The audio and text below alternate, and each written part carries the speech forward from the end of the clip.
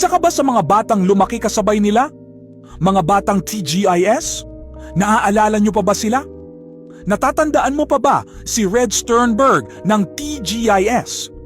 Marami ang nalungkot sa biglaang ni Red 3 araw bago ang kanyang kaarawan.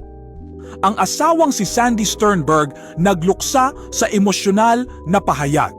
Isang napakasakit na balita ang bumungad sa mundo ng showbiz ngayong Biyernes, Mayo 30, 2025. Panaw na ang aktor at dating TGIS heartthrob na si Red Sternberg.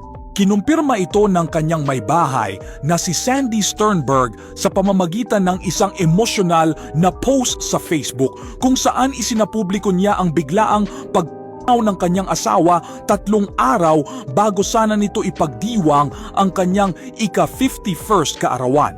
Ayon kay Sandy, si Red ay noong umaga ng Martes, May 27.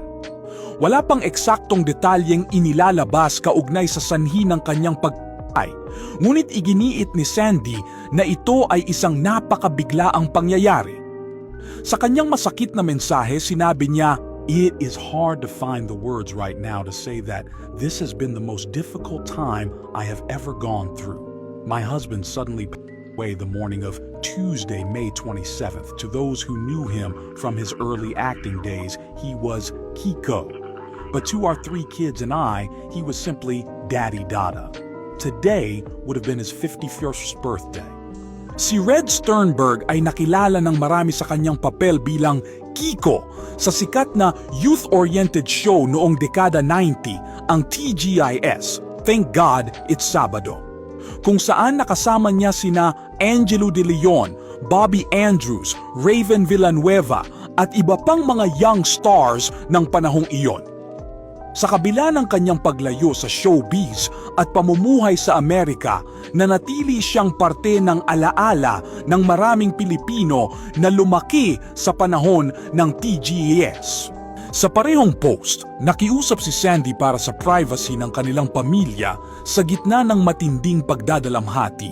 "Please, keep our family in your thoughts and prayers. I would kindly request our need for privacy at this time as we navigate this difficult journey."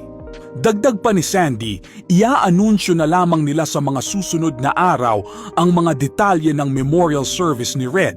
Ang pagkawala ni Red Sternberg ay isang matinding dagok hindi lang sa kanyang pamilya, kundi pati na rin sa mga tagahanga ng TGIS na hanggang ngayon ay patuloy na minamahal ang alaala ng iconic teen show.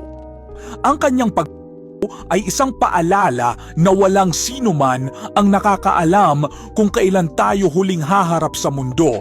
Kaya't habang may pagkakataon pa, pahalagahan natin ang ating mga mahal sa buhay. Sa ngayon, ang buong showbiz community at mga TGIS fans ay nakikiramay sa pamilya Sternberg. Paalam, Red. Salamat sa alaala ng kabataan.